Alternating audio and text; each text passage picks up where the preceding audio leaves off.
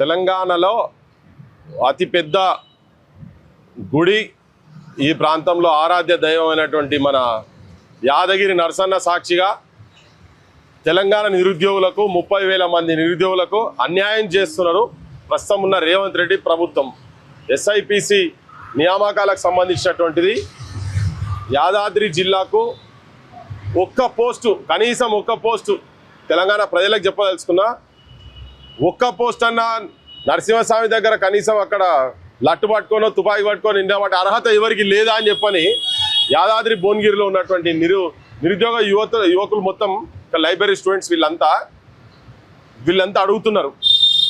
అందుకనే వేకెన్సీలు దాదాపు 600 పైన వేకెన్సీస్ ఉన్న తర్వాత కూడా ఒక 6 పోస్టులన్నా వీళ్ళకి లేవు ఇక్కడ, అంతే కదా.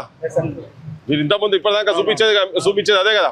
ఒక ఫైర్ దాంట్లో ఉన్నాయట కానీ ఇక మిగతా దేనికి పనికిరారా మరి వాళ్ళే అడుగుతున్నారు. మరి మాదా ములుకు, మేము ఇక్కడ నాన్ ముల్కిలమా ఏంది మరి మాకే అర్థమైతే లేదని అడుగుతున్నారు.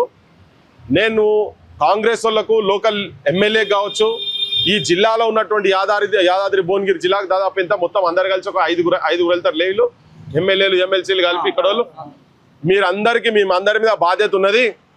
ముఖ్యమంత్రికి చక్కగా అర్థమవుతో లేదు, ఆయన పాపం ఈ మధ్య జర్మన్ నేర్చుకుంటున్నట్టున్నాడు, ఆయన బయటికి పోయి జర్మన్ జపాన్ నేర్చుకుంటున్నట్టున్నాడు. మరి ఆ భాషలో పోయి చెప్తారా ఏం తెలియదు, మరి ఈ భాష అర్థమవుతుందో లేదు ఆయనకు.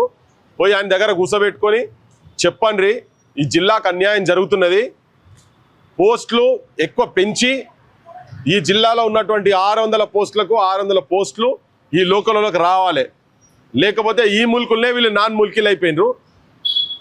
హైదరాబాద్లో వేసేటి కూడా మొత్తం మెజారిటీగా ఆంధ్ర వాళ్ళకు పోయేటువంటి ప్రమాదము ఉందని నేను గతంలో కూడా చెప్పిన, దిల్సుఖ్ నగర్లో ధర్నా చేసేటప్పుడు కూడా చెప్పినాం. అదే జరుగుతున్నది. ఏ 20,000 పోస్టులు ఎస్ఐపిసిలు ఉన్నాయో అవి అంతా కనుక ఇచ్చేది ఉంటే వీళ్ళకి వస్తాయని చెప్పని యాదాద్రి భువనగిరి నుంచి నరసింహస్వామి సాక్షిగా చెప్తున్నాం, అడుగుతున్నాం. లేకపోతే ఇక ప్రభుత్వం మీద ఎట్లా వాడాలో మరి వాళ్ళు కూడా తేల్చుకుంటారు. రాజకీయ పార్టీలకు అతీతంగా వాళ్ళు కూడా ధర్నా చేయబోతున్నారు.